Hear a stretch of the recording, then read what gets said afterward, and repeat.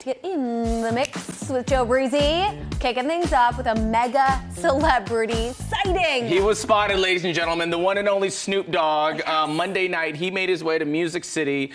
This was pretty cool. So he was seen driving around with Hardy. They were cruising up and down Broadway, filming a music video. They chatted with some fans. They filmed some stuff at the Ryman. Then Snoop, of course, did the most Nashville thing of them all, a live surprise performance at Losers in Midtown. Think of like gin and juice with some country twang. Yes. Totally crushed it. It's all over social media. I mean, it's one of those things that only happens in Nashville. You gotta love it. It really is a magical Nashville I know. night. And it's like instant FOMO the next morning where I'm like, oh, that kind of thing. So sad I missed it.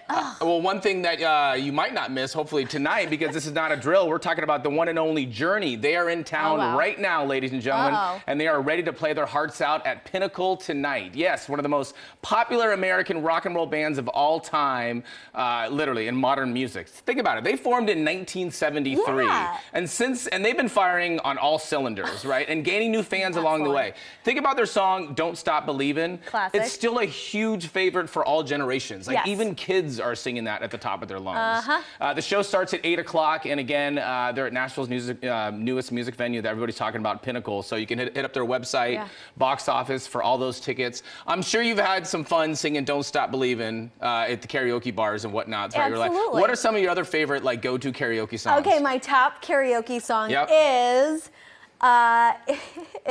Rocket Man. Oh, nice. Elton John. Elton John, a little I don't EJ. know how many times I've sung that. The worst song to sing is Billy Joel's Piano Man. It's like 7.5 minutes long, and you're like, when? I'm still up there. Over?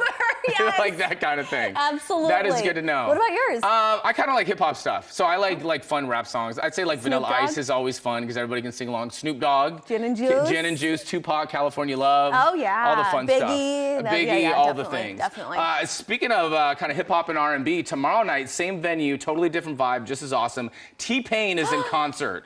Buy You a Drink, Bartender, the list goes on of his hits. And in 2023, he jumped into the country world when he covered Chris Stapleton's Tennessee Whiskey for his covers album. Yes.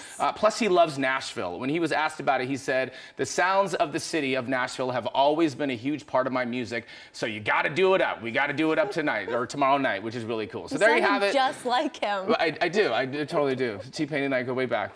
So that's your official invite. You can snag those tickets online. He takes the stage at 8 o'clock. Have I ever told you my T-Pain story? Please. I feel like I have, but I would love to repeat it. So I was at his house for this album listening party that he had. This is when I was in Atlanta. He lives in Atlanta. Okay. And it was kind of like a nighttime thing. He was there with his family. He was in his pajamas, and everybody was hanging like in his rec room, and he had like a dancer pole where he would entertain guests, if you know what I mean. But it was a light up dancer pole, and I accidentally kicked it and broke it. And there was about 20 of us at the house, and he yelled at everybody and basically kicked everybody out. You broke his dancer pole? I'm the guy. I'm the dude. So Breezy bro at it. Yes. I can just see it all. Wow. So needless to say, it was a one-time thing. He's never invited me back to his house again. There you go. Okay, maybe you can redeem yourself. Right. Okay. So I do want to skip right to Friday during the day because it is time to party in the park. Yes. Now the SEC men's basketball tournament is happening through Sunday, like we talked about on the show. So this is happening at the Music City Walk of Fame Park, starting at 10 a.m. on Friday. Totally free. Fan activations, live music, food trucks, family-friendly games, a huge video screen where they show all the games, which is pretty neat. And yeah, Friday and Saturday, they party from 10 a.m. all the way until the games conclude, which is like 10 p.m. Whoa. But really neat. But plus they have like cornhole and activities. like a giant Jenga set and all that stuff. So plenty of lawn games. Yeah. What are your favorite lawn games when it comes to like barbecue, hanging out, stuff like that? What do you got your skills at? Red Solo cupping it, I guess. Okay, that's good. Really So like flip cup, beer pong, water pong. Sorry. Definitely. You know what I mean. I'm not into the bags game. I am horrible. Cornhole. Thank you. Well, we need to kind of freshen up your skills here. Yes. We need to have an LO2 lawn day. Cookout. Yes. Yeah, cookout. There you go. Yes, Tracy's the lead. Yeah. So, did you hear about Randy Travis here? No. So, Randy Travis fans, I got something for you because a biopic is currently in the works. Now, this is going to begin production later this year. Nashville Briefing says it's going to be called Forever and Ever Amen. It's going to feature 3 different different actors portraying him throughout the life and one of his life, and one of them is going to be Clay Walker. So he's going to star as Randy Travis in his 40s and 50s.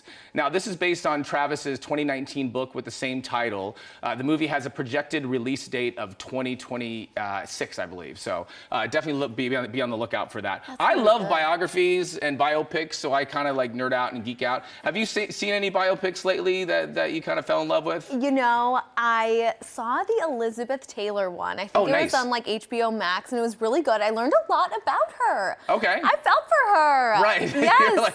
Totally. But you know what was also a hard hitter was the one on Netflix that was just released about the girl who went missing, Brian Laundrie, Gabby Petito. Gabby Petito. She was like on the really hard, sad. hard look at domestic violence. And, totally. Oof, I watched the first 20 minutes sad. of that, and I was like, I already know the end of the story. I need to move along. Yeah. What documentary do I need to see next? I watch all the sports documentaries. I watch all the biopics of like the sports stuff. So anything Tom Brady, I'm all in. Yeah, obviously I got to step up my Titans game. You know, the Air McNair was pretty good. That was a great look on things. Yes. You know. So moving along here from in the mix to in the know, it's another day and another dating trend that we need to follow along with. I know they're starting to get crazy, but they're also really fun to see how people in the wild work. So floodlighting is the latest dating trend to hit the scene.